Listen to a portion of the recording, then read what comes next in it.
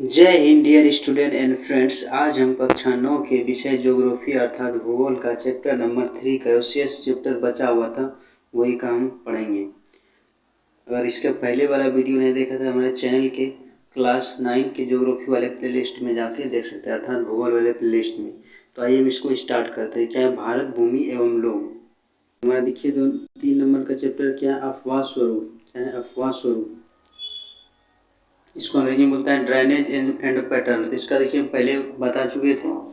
इसमें देखिए कहाँ तक हम बता चुके थे, इसमें परिचय इधर भी बता चुके थे। प्रमुख नदियाँ कौन कौन सा हैं उसमें जहाँ तक हम बता चुके, ब्रह्मपुत्र के बारे में बता चुके थे, यमुना के बारे में बता चुके थे, घाघरा, गंडक, कोसी जो बिहार का शोक कहता था ये भी बता चुके थे, नर्मदा बता चुके थे, तापी भी बता चुके थे। उसके बाद महानदी गोदावरी बता दीजिए, दक्षिण की गंगा कहा जाता है। यहाँ पे देखिए बता चुके हैं, इसको ध्यान में रखिएगा। सिमृत गंगा के नाम से जाना था। उसके बाद कृष्णा। हमारा स्टार्ट जो होगा कहाँ से होगा? कृष्णा नदी से होगा। कहाँ से होगा? कृष्णा नदी। इसी के बारे में पढ़ेंगे। देखिए यह पश्चिमी घाट महाबलेश्वर, तो पश्चिमी घाट और पूर्वी घाट हम बता चुके किसको बोला जाता है। जैसे ये भारत हो गया, यहाँ से इसका ये जो होता है पश्चिमी, इसको बोलता है पश्चिमी घाट यहाँ से। और ये पूर्व जो है इसको बोलता है पूर्वी घाट, हम बता देते हैं। देखिए यहाँ से ये जो तट है इसको बोलता है पूर्वी तट, इसको बोलता है पश्चिमी तट।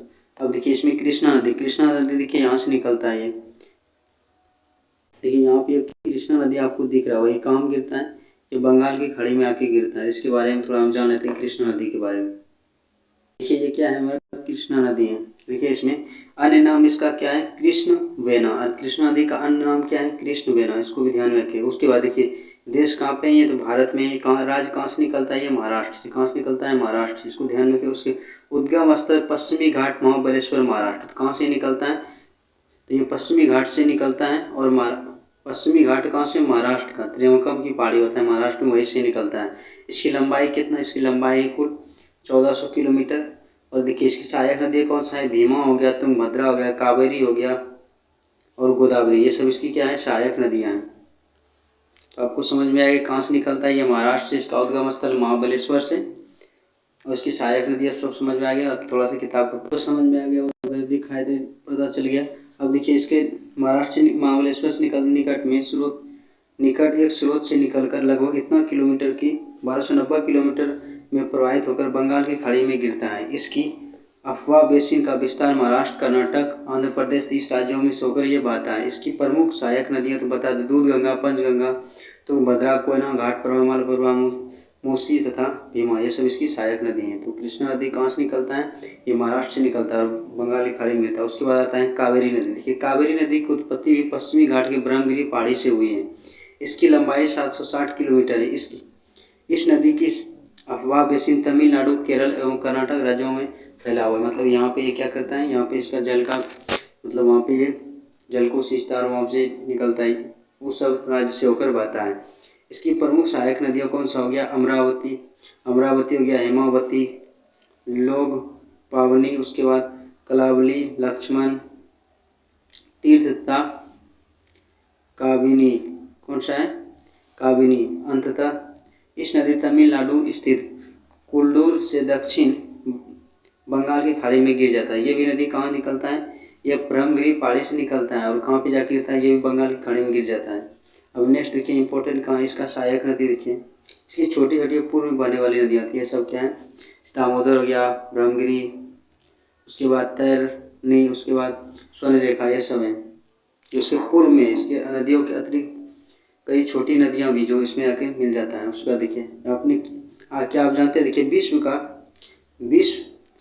गणेश शिव समुद्रम जलप्रपात ये किस नदी पर है? कावेरी नदी पर है।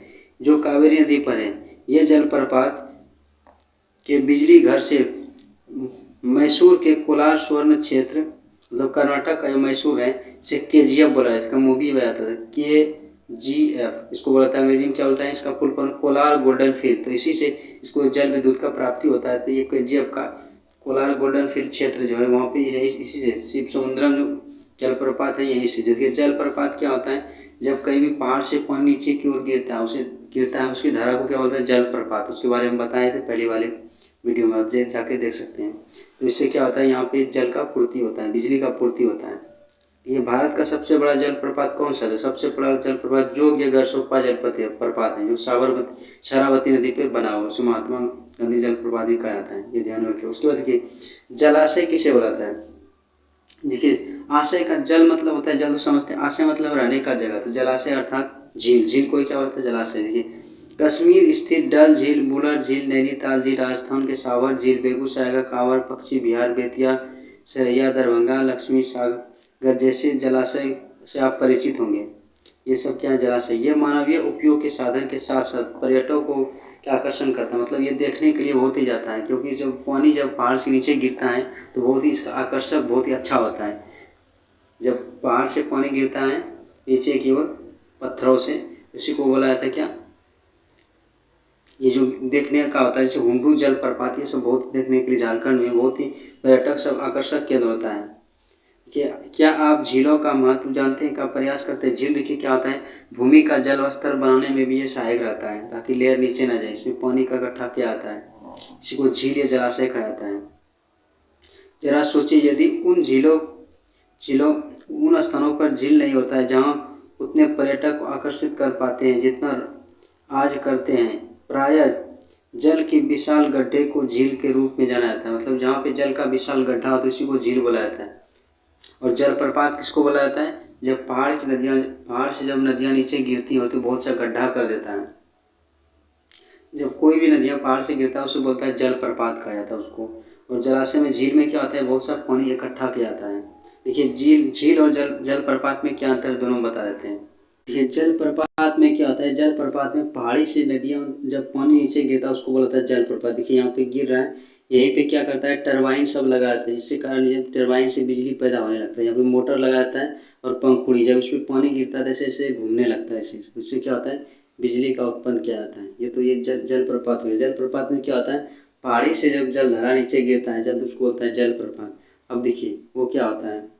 झील। देखिए झील क्या होता है? झील में क्या होता है? कोई भी जगह एक जगह पानी इकट्ठा रहता है, लेकिन जलप्रपात में क्या होता है? पानी का आवागमन होते रहता है, क्योंकि जब पहाड़ की ऊंचाई से गिरता है तो आवागमन एक जगह से दूसरी जगह जाता है। लेकिन झील में क्या होता है? एक जगह पानी एकदम इकट्ठा रहता है, इससे इससे क्या होता है? जल स्तर बना रहता है, पृथ्वी का जल स्तर। तो आपको समझ में आया झील और लेक और वाटरफॉल मतलब जलप्रपात में क्या अंतर है, दोनों समझ लिए। जैसे उत्तराखंड, जम्मू कश्मीर सब में बहुत सा झील है। जब झील और जलाशय और अर्थात झील का समझ में आ गया। नेक्स्ट है हमारा चैप्टर। देखिए निर्माण की दृष्टि से झीलों के निम्नलिखित प्रकार, मतलब निर्माण की दृष्टि से झील का प्रकार जो उसको जानेंगे, मतलब कैसा है। जैसे गोखुर झील क्या होता है? गोखुर झील हम बताए थे। गोखुर झील कैसे बनता है? जब नदी का पानी जब स्थल भाग में चला जाता है और स्थल भाग में जाने के बाद जब नदी का बहाव कम हो जाता है तो वो क्या होता है? मुख्य धारा से वो कट के अलग हो जाता है, जिससे क्या होता है? जिसका निर्माण होता है गोखुर झील का निर्माण होता है। देखिए उसके बाद आता है गोखुर झील, समझ में आएगा। उसके बाद आता है धासन घाटी झील। देखिए धासन घाटी झील जब जल जमाव होता है तब इस प्रकार झील बनाता है, मतलब जहाँ पे क्या होता है? जल का जमाव होता है तब धासन झील का निर्माण होता है। जैसे अफ्रीका में इस प्रकार के झील की अधिक संख्या है। विक्टोरिया, रुडोल्फ, न्यासा इसके उदाहरण है। भारत में तिलैया बांध धासन झील में कृत्रिम झील बनाया गया। देखिए धासन झील कैसे होता है उसको दिखा देते हैं फोटो। देखिए यहाँ पे जिसका पानी का जमाव, देखिए यहाँ पे पानी आ रहा है, उसके जमाव के बाद यहाँ पे पानी इकट्ठा हो रहा है, इस प्रकार जो झील का निर्माण होता है इसको बोलता है धासन झील। क्या बोलता है? धासन झील। अब बताते हैं आपको गोखुर झील। यहाँ पे देखिए जब समुद्र का पानी जब क्या होता है? स्थलीय भाग में चला जाता है, या तो नदी का पानी स्थलीय भाग में जाने के बाद जब अधिक पानी होता है ठीक है, लेकिन जब पानी उसका कम होने लगता है तो क्या हो जाता है? ये मुख्य भूमि से कटने लगता है। देखिए जब अधिक पानी हुआ इसका कटाव किया है, कटाव करने के बाद क्या, जब पानी खत्म हो जाएगा इससे क्या होगा? ये हट के इधर पूरा देखिए स्थल वाला भाग ये कट के अलग हो रहा है, उसका आकार कैसा हो रहा है? गाय के खुर की तरह। इसी को बोलते हैं गोखुर झील। आपको समझ में आ गया धासन झील और गोखुर झील। अब नेक्स्ट क्रेटर झील जो होता है, क्रेटर का मतलब होता है गड्ढा। जैसे यहाँ पे दिख रहा है ये लोनार झील है महाराष्ट्र का। कहाँ का है? महाराष्ट्र का। देखिए जब ज्वालामुखी सब उद्गार होता है क्या उससे गड्ढा हो जाता है, या कोई उल्का पिंड जो गिरता है उससे गड्ढा होने के बाद उसमें जल भर जाता है, इसी को क्या बोलाता है? क्रेटर झील। आपको समझ में आ गया। जैसे यहाँ पे बोला ज्वालामुखी क्रेटर के राख और लावा आना बंद हो जाता है, तब इसे क्रेटर में वर्षा का जल जमा होकर झील में परिणत हो जाता है। मतलब क्या होता है, जब उसमें अगर जो आता है ज्वालामुखी जब उद्गार होता है तो उससे क्या होता है, गड्ढा होने के बाद जब बारिश होता है उसमें जल भर जाता है, उससे बनने वाले झील को क्या बोलता है, क्रेटर झील। बोलिविया का टीटीकाका और टर्की का वॉन झील इसके उदाहरण है। भारत में लोनार झील इस प्रकार निर्मित है। अब नेक्स्ट लैगून झील। देखिए लैगून झील उसको बोला जाता है खराब पानी वाला होता है। ये समुद्र के तटीय इलाके में होता है। कहाँ पे होता है, समुद्र के तटीय इलाके में। देखिए स्पीट एवं रोधिका के द्वारा समुद्र के तटीय प्रदेश में जब समुद्री जल से अलग कर लिए जाते हैं तब ऐसे झील को लैगून झील कहते हैं। लैगून झील का उदाहरण भारत का चिल्का झील और पुलिकट झील है। चिल्का झील उड़ीसा में और पुलिकट झील कहाँ पे है, आंध्र प्रदेश में। देखिए पुलिकट झील यहीं पे है, महानदी हो गया उड़ीसा का, इसी जगह है। ये क्या हुआ, मुख्य भूमि से हट जाना। क्या होता है, जब इसमें अधिक बारिश होता है, देखिए यहाँ पे थोड़ा सा एक गड्ढा टाइप का दिख रहा है, यहीं पे है ये चिल्का झील उड़ीसा में है, यहीं पे है। और पुलिकट झील यहाँ पे मिल जाएगा आंध्र प्रदेश में, यहाँ पे। देखिए समुद्र का पानी जो स्थलीय भाग में ही चला जाता है तो ऐसा जल का निर्माण होता है, ऐसा झील का निर्माण होता है लैगून झील का कैसे बनता है, समुद्र का जल खरा होता है, जब इसी का मुख्य भाग से जब पानी अलग हो जाता है जो निर्मित झील को क्या बोला जाता है, लैगून झील बोला जाता है। उसमें नमक की मात्रा बहुत ही अधिक होता है।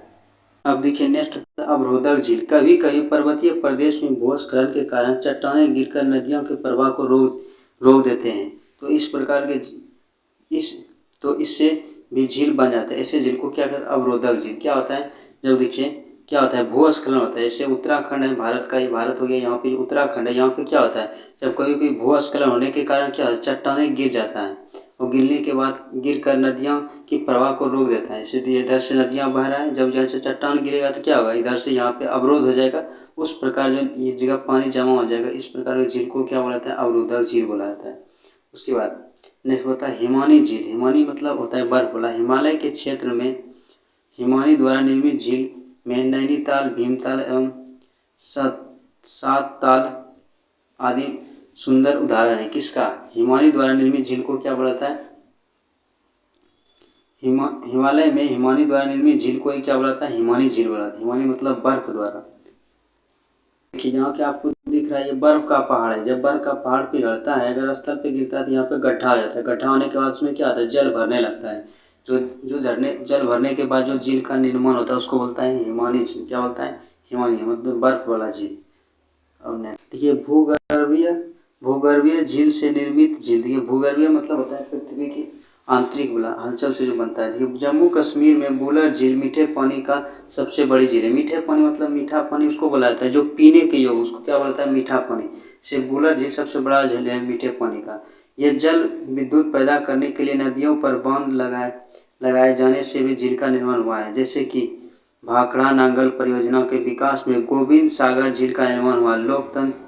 लोकताल एवं बड़ियानी जैसी मीठे पानी की झील के साथ राजस्थान का लवण युक्त झील सांभर झील इसी प्रकार का झील है। प्रायः देखा गया है कि मरुस्थलीय अथवा अर्धशुष्क क्षेत्र के झील खारे पानी के झील होते हैं, जबकि ठंडे प्रदेश में पर्वतीय प्रदेशों में झीलों का जल मीठा होता है। उसके बाद झील मानव के लिए अत्यधिक उपयोगी होता है क्योंकि ये क्या होता है, भूमिगत जल को बनाए रखता है। यह नदियों के बहाव क्षेत्र को सुचारू बनाने में सहायक होता है। इससे अत्यधिक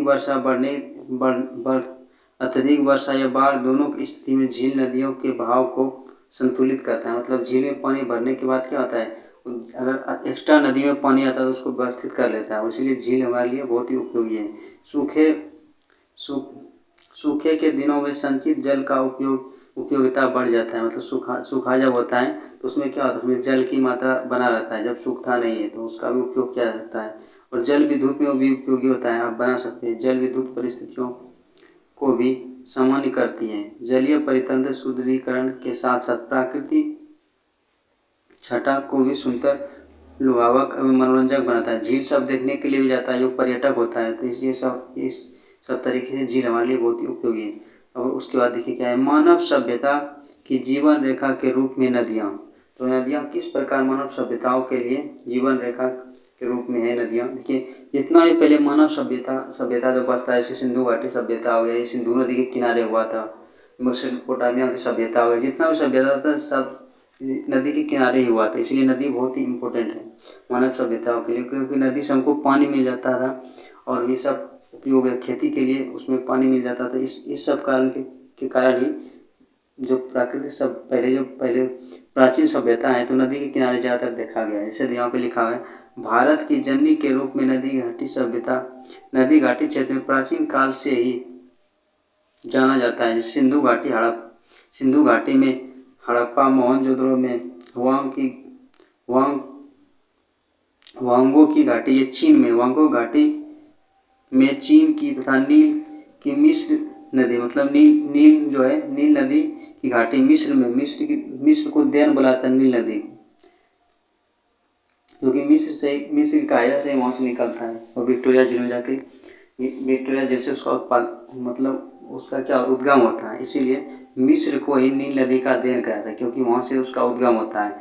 मिस्र की सभ्यताओं का विकास नदियों के कारण ही हुआ है। इसलिए क्या होता है, मानव सभ्यता जीवन रेखा के लिए रेखा के रूप में नदियाँ जो है बहुत ही इम्पोर्टेंट भूमिका निभाता है। क्योंकि जितना भी सभ्यता हो गया, जैसे मानव सब पहले जो प्राचीन काल में रहता था जिस जगह उसको बोला था सभ्यता, तो इस तरह सिंधु घाटी सभ्यता जो है ये सबसे प्राचीन सभ्यता है भारतीय उपमहाद्वीप में। हम दिखा सिंधु घाटी सभ्यता। मानव जो सबसे पहले पृथ्वी में आया था अफ्रीका महादेश में आया था, लेकिन ये इधर भी आके बसा था। सिंधु नदी, ये देखिए सिंधु नदी है, यहाँ पे जो सबसे पहले मानव बसा था इसी को बोलता है सिंधु सभ्यता, क्योंकि सिंधु नदी के किनारे बसा था इसीलिए इसको बोलता है सिंधु सभ्यता। नेक्स्ट देखिए, क्या आप जानते हैं कि पटना स्थित गांधी सेतु भारत का सबसे लंबा क्या है, ये सेतु है जिसका लंबाई कितना 7 किलोमीटर सड़क पुल है, जिसका निर्माण कब हुआ था 1984 में किया गया था। नेक्स्ट यहाँ पे देखिए प्रदूषण। नेक्स्ट क्या है, देखिए प्रदूषण को अंग्रेजी में बोला था पोल्यूशन। देखिए प्रदूषण कई प्रकार का होता है, जैसे ध्वनि प्रदूषण हो गया, वायु प्रदूषण हो गया, ये सब प्रदूषण का प्रकार है। बढ़ती आबादी के साथ साथ अनुप्रयोग तीव्र गति से बढ़ता हुआ यह हमारे घरेलू कार्य के जैसे औद्योगिक कार्य, इससे क्या होता है औद्योगिक कार्य में धुआं निकलता है, उससे वायु प्रदूषण होता है। अत्यधिक उपयोगी संसाधन, आजकल संसाधनों के उपयोग आर्द्र कृषि फसलों के लिए हो रहा है। बाढ़ के समय में नदियाँ विकराल रूप धारण कर लेती हैं। इस समय वह धरातल पर के सभी कचरे जितना भी कचरा रहता है सबको बहा के ले जाता है, जिससे कारण क्या होता है समुद्र में गिरा जाए, जिससे समुद्र का हालत बहुत ही ख़राब हो जाता है, उसमें भी अपशिष्ट पदार्थ मिल जाता है। इससे उसमें जो भी होता है जीव जंतु सब मरने लगता है, समुद्र में मछली सब बहुत मर जाता है, बहुत ही प्रदूषित करता है। ये सब एक प्रदूषण के कारण है। कृषि में प्रयुक्त उर्वरक, मतलब खेत में जो कृषि का कार्य करते हैं उसमें क्या आता है पीड़कनाशी जो खाद सब देता है, उससे भी क्या होता है बहुत सा जीव जंतु मर जाता है। ये सब क्या है प्रदूषण है। उसके बाद मल का प्रभाव, मवेशियों की सफाई जैसे मानवीय क्रियाओं को भी जल को प्रदूषण को बढ़ावा देता है। ये सब प्रदूषण का उदाहरण है। वनों की कटाई, जब वनों की कटाई करता है तो वातावरण में कार्बन डाइऑक्साइड की मात्रा बढ़ने लगता है, ये भी क्या है ये वायु प्रदूषण का कारण है। तो ये सब जान सकते हैं कि क्या आप जानते हैं कि 1987, 2004, 2007, 2008 में कोसी नदी के बाढ़ से बिहार राज्य के अपार धन की क्षति हुई है, क्योंकि कोसी नदी को क्या कहा जाता है बिहार का शोक बोला जाता है। ये कहाँ से नेपाल से निकलता है और ये बहुत ही अधिक मात्रा में जल रहता है, इसके कारण उत्तरी बिहार हमेशा बाढ़ से ग्रसित रहता है। अब देखिए संरक्षण, किसी चीज़ को बचाना क्या बोला जाता है संरक्षण।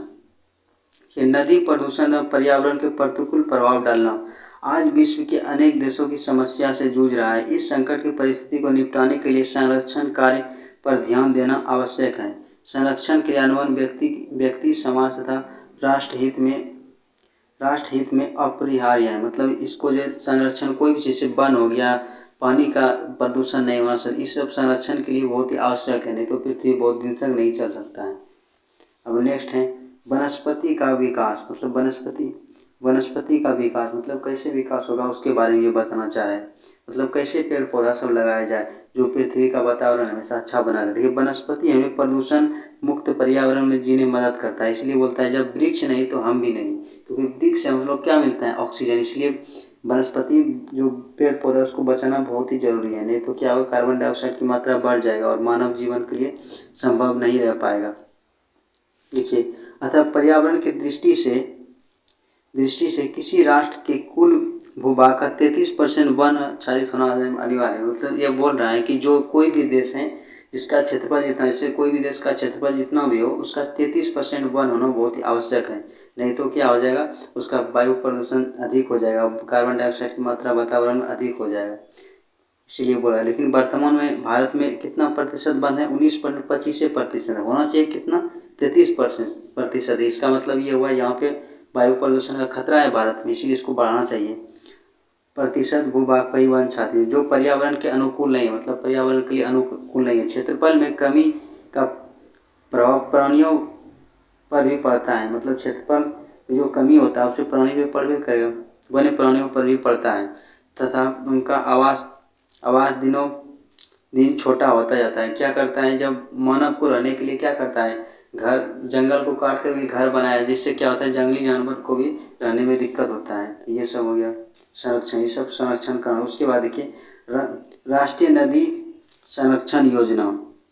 देखिए नदी को भी बचाना बहुत ही ज़रूरी है, क्योंकि नदी का अगर खराब होगा तो उससे नदी का जल खराब हो जाएगा, उसमें बहुत सा जीव का मृत्यु हो जाएगा। देखिए नदियों में 90% जल संरक्षण मानसूनी और वर्षा हिमालयी क्षेत्र में हिम के पिघलने के कारण होती है, किंतु इसके अतिरिक्त और अपरिमित वितरण बाढ़ और सुखाड़ जैसी प्रलयंकारी परिस्थितियाँ पैदा होती है। मतलब क्या होता है, जब अधिक पानी रहता है तो वो कहीं बाढ़ के कारण उसका पानी इधर उधर चल के उसको संरक्षण नहीं कर पाते। इससे क्या होता है, जहाँ पे पानी पहुँचना चाहिए वहाँ पे पहुँच नहीं पाता है। जैसे उत्तरी बिहार में कोसी नदी का बाढ़ हमेशा हर साल आता है, उसको पानी कर स्टोर कर ले, और दक्षिण बिहार में हमेशा क्या होता है, सुखाड़ पड़ता है, क्योंकि हाइट पे है दक्षिण बिहार। जैसे बिहार का ये मैप है, इसमें देखिए उत्तरी बिहार बीच बीच में गंगा नदी इसमें बहता है, और उत्तरी बिहार में क्या होता है, इधर नेपाल से इतना भी नदी निकलता है, सब यहाँ पे इधर बाढ़ ला देता है। लेकिन इधर जो है छोटा नागपुर का पठारी, इधर जो पठारी एरिया है झारखंड सटा हुआ, इसमें क्या आता है हाइट पे है, तो यहाँ पे ऊंचाई पे है, तो इधर पानी आता नहीं, इसलिए उत्तरी बिहार बाढ़ से ही ग्रसित रहता है और दक्षिण बिहार में सुखाड़ जाता है। लेकिन बीच में जो गंगा नदी तंत्र है उसी से खेती होता है, इसको भी संरक्षण करना चाहिए, इसको पानी को बचाना चाहिए ताकि उसको उपयोग किया जा सके बाद में। उसके बाद देखिए यद्यपि भारत सरकार ने गंगा कार्य परियोजना 1985 में प्रारंभ किया, जिसके तहत 31 मार्च 2000 को बंद कर दिया गया। इसके संदर्भ में राष्ट्रीय नदी संरक्षण प्राधिकरण कार्यक्रम समिति ने प्रथम चरण में समीक्षा के उपरांत कुछ सुझाव भी पारित किए, मतलब इसको बचाव करने के लिए। इस सुझाव के परियोजना को देश के प्रमुख प्रदूषित नदियों में नदी संरक्षण परियोजना लागू किया गया है। इससे योजना के अंतर्गत 16 राज्यों और 27 नदियों को क्या कर रहा है, नदियों के किनारे बसे 152 शहरें शामिल किया गया है। इसके अतिरिक्त 57 जिलों में प्रदूषण कम करने का प्रयास किया। मतलब गंगा नदी को प्रदूषण से बचाना बहुत ही इम्पोर्टेंट है, और एक्स्ट्रा पानी जाता है उसको भी संरक्षण करना जरूरी है ताकि उसका लेयर बना रहे। ये प्रदूषण कम करने के लिए 215 परियोजनाओं की स्वीकृति प्रदान की, जिसमें 69 परियोजना पूरी तरह लगी हुई है। ये सब किसके लिए, संरक्षण के लिए, सब बचाने के लिए जल का प्रदूषण को। अब नेक्स्ट हमारा जानिए राष्ट्रीय जल संरक्षण केंद्र का निर्माण। जैसा कि आप जानते हैं कि नदियों के जल का स्रोत वर्षा, हिमपात या हिमानी जल का वितरण समूचे प्रदेश में एक समान नहीं है। मतलब जल का वितरण कहीं पे ज़्यादा आ जाता है, कहीं पे कम। इससे सभी राज्यों की आवश्यकता की पूर्ति नहीं हो पाता। मतलब उत्तरी बिहार में बताइए ज़्यादा बाढ़ आता है, उसको अगर पानी को स्टोर करके रखे तो दक्षिण बिहार के लिए उपयोग हो सकता है गर्मी के दिनों में। इसको संरक्षण के लिए एक केंद्र बनाया गया, राष्ट्रीय जल संरक्षण केंद्र का निर्माण। उसी के तहत संस्था बनाई गई ताकि जहाँ पे जल का सुखाड़ उसको पूर्ति किया जा सके, जल को स्टोर करके। कई दिनों नदियों के संदर्भ में एक ही राज्य के राज्य का जल स्रोत पर अधिकार भी स्थापित हो गया है। वही पड़ोसी राज्य की आवश्यक जल पूर्ति से वंचित हो रहा है। मतलब किसी राज्य को तो मिल रहा है लेकिन किसी राज्य को नहीं मिल रहा है। ऐसी परिस्थितियों में जल का वितरण को लेकर राज्यों के बीच भी विवाद उत्पन्न हो रहा है। अतः केंद्र सरकार को चाहिए कि राष्ट्रीय जल संरक्षण केंद्र की स्थापना करे और राज्यों की आवश्यकता अनुसार जल पूर्ति करे। मतलब आपसी राज्य को टकराने के लिए, ऐसे कावेरी विवाद है कर्नाटक और तमिलनाडु के बीच में हमेशा होते रहता है, कावेरी जल विवाद। तो इसके लिए क्या होता है, इसके लिए केंद्र इसको क्या करता है, प्रोत्साहन के तहत केंद्र उसको सुलझाता है झगड़ा के लिए। मतलब दोनों जो आपसी टकराव होता है तो कावेरी जल विवाद पूछते हैं, तमिलनाडु और कर्नाटक के बीच में होता है। तो ये सब जल का जो जहाँ पे जितना उपयोग होना चाहिए उसको प्रभावी बनाने के लिए ये नियम बनाया गया है। इससे क्या होगा, जहाँ पे सुखाड़ होता है वहाँ पे जल का पूर्ति किया जा सकता है। देखिए, क्या आप जानते हैं जल में घुले रासायनिक अपशिष्ट पदार्थ अम्ल वर्षा को जन्म देता है? तो बिल्कुल देता है।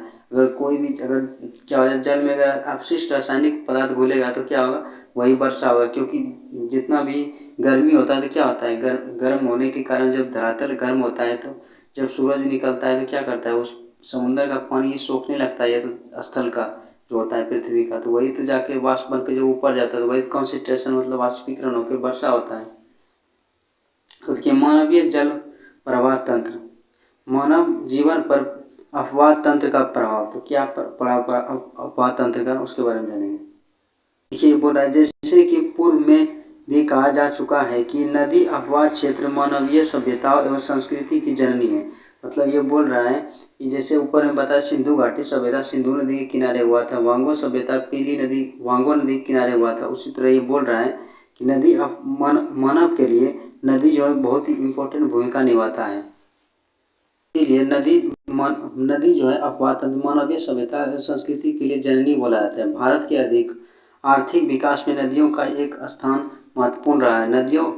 नदियाँ आदि काल से ही मानव जीवन की गतिविधियों का साधन रहा है। मतलब मानव क्या करता था, पहले नदी से तो उससे पानी उपयोग करता है, उससे कृषि करता था। और नदी में क्या होता है, अभी नदी का उपयोग करता है, स्टीमर सब चलाते हैं। जैसे एक राज्य से दूसरे राज्य में अगर कोई भी जैसे महाराष्ट्र राज्य होगा, उसको केरल कोई भी सामान भेजना हो तो उससे क्या करता है, नदी के माध्यम से भी भेज सकता है। तो ये नदियाँ आर्थिक स्थिति में बहुत ही उसमें क्या होता है, सहायक होता है मानव के लिए, इसलिए इसको बचाना भी बहुत ही आवश्यक है। नदियों के जल प्रपात जल विद्युत शक्ति का केंद्र होता है। बताए थे जब पहाड़ से ऊपर से नीचे गिरता है उसको बोलता है जल प्रपात। वही के नीचे क्या कहता है, मोटर सब लगाया है, जिससे क्या होता है, टरबाइन जब घूमता है तो विद्युत का उत्पादन होता है। तो इससे भी हो सकता है।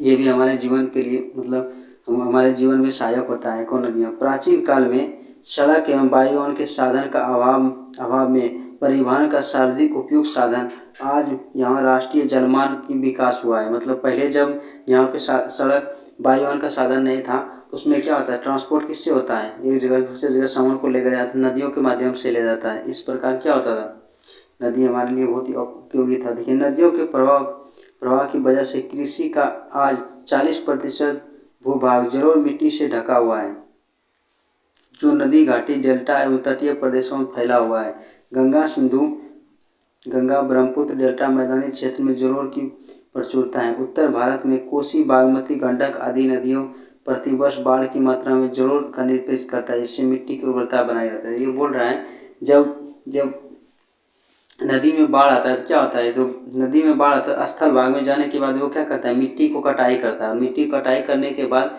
जिस क्षेत्र में जाता है वहाँ पे नया मिट्टी को ये क्या कर देता है, नया मिट्टी को वहाँ पे भर देता है। इसके कारण वो भी क्या होता है, उसे खादर बोला जाता है। खादर बंगर बताए थे, वो नया जलोढ़ मिट्टी को जो बहा के लाता है, वो लाता है नदी, तो उससे जहाँ पे जिस जगह पर उसको जाके पूरा क्या होता है, उसको पूरा जो छाप कर मतलब वो वेदरिंग कर देता है, मतलब विक्षेपित कर देता है, ये जमा कर देता है। वहाँ पे खेती के लिए बहुत ही अच्छा भूमि बन जाता है उसको।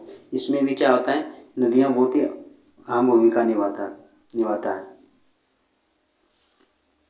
बहुत से नदियों पर भी पावर प्लांट बनाए, जिससे क्या होता है, जल विद्युत का प्रवाह जिसे प्राप्त होता है। जैसे भागरा जो सतलज नदी पर एक परियोजना है, 12,000 मेगावाट विद्युत उत्पादन के साथ लगभग 20 लाख हेक्टेयर भूमि को संचित करता है। मतलब ये क्या करता है, एक तो बिजली भी देता है, उससे क्या होता है, और मतलब खेत को पटाने के लिए उसका भी साधन करता है। संचित करना मतलब खेत में जहाँ पे पानी की जरूरत हो वहाँ पे पहुँचाना, उसी को बोलता है संचित करता है। इससे क्या होता है, दोनों काम हो जाता है, एक तो बिजली बन जाता है और खेत में सिंचाई के लिए पानी भी जाता है। दीदी कितना इंपॉर्टेंट निभा रहा है नदी घाटी परियोजना। ये टिहरी परियोजना का विकास भागीरथी नदी द्वारा हुआ है। इसमें 2400 मेगावाट विद्युत उत्पादन करती है। बिहार में अनेक परियोजना प्रस्तावित है। सोन परियोजना को छोड़ शेष सभी नदी घाटी परियोजना अभी निर्माणाधीन है, मतलब निर्माण हो, लेकिन सोन अभी उसका बन गया है, उससे उत्पादन होता है बिजली। पंडित नेहरू प्रधानमंत्री ने नदी घाटी परियोजना को भारत का आधुनिक मंदिर कहा गया। देखिए, ये इम्पोर्टेंट क्वेश्चन, ये कान में कोस लीजिएगा, बिहार को कोई एग्जाम दीजिएगा, लगभग ये एग्जाम में मिल जाता है। किसने बोला था कि नदी घाटी परियोजना को भारत का मंदिर कहा था। किसने कहा था? पंडित जवाहरलाल नेहरू। किसने कहा था? पंडित जवाहरलाल नेहरू। ये बिल्कुल ध्यान में रखिए, क्वेश्चन बिल्कुल पूछा जाता है ये वाला यहाँ से। पंडित जवाहरलाल नेहरू ने नदी घाटी परियोजना को भारत का मंदिर कहा था, ये बिल्कुल नहीं भूलिएगा। क्या आप जानते हैं भागीरथी नदी स्थित टिहरी परियोजना विश्व की 5वीं और एशिया की सबसे बड़ी नदी घाटी परियोजना है। ये जरूर जानिएगा। टिहरी नदी जो है उत्तराखंड में, किस राज्य में? उत्तराखंड में। ये एशिया का सबसे बड़ा और विश्व का सबसे बड़ा नदी घाटी परियोजना है। इसमें विद्युत का तो उत्पादन किया जाता है। अब देखिए यहाँ पे नेक्स्ट है, क्या आप जानते हैं भारत की सर्वाधिक प्रदूषित नदियों में साबरमती, माही एवं यमुना प्रमुख है। तो साबरमती को काली नदी भी बोला जाता है, क्योंकि इसमें इतना उसको कर दिया है ना, प्रदूषित कहने की बात नहीं, कि इतना जितना भी कारखाना का माल होता है सब इसी में उला दिया है। तो ये बहुत ही काली नदी, इसका स्थिति बहुत ही खराब हो गया। तो इस सब से पता चला कि नदी घाटी परियोजना, नदी कैसे हम लोग के लिए उपयोगी है। तो इसमें सब कुछ जान गए। नदी एवं झील के जल का प्रदूषण होना अतः मानव की सभ्यता का विनाश का ही वातावरण बनता है। मतलब नदी घाटी को, जल का जो नदी का जल हो गया, झील का जल, उसको संरक्षित करना बहुत ही ज़रूरी है। नहीं तो अगर जल प्रदूषण हो तो मानव जीवन के लिए बहुत ही खतरा हो जाएगा। तो इसमें जो भी था इम्पोर्टेंट ये सब हम बता दिए। इसमें वो कोई भी त्रुटि हो तो कमेंट में ज़रूर बताएं और लाइक शेयर जरूर करें, क्योंकि आप सब देख लेते हैं इसमें कोई रिस्पॉन्स नहीं देते हैं। कमेंट में ज़रूर बताएं कैसा लगा वीडियो देखने के लिए धन्यवाद। देखिए इसका हम अभ्यास प्रश्न करा चुके हैं, तो आप जाके देख सकते हैं प्ले लिस्ट में।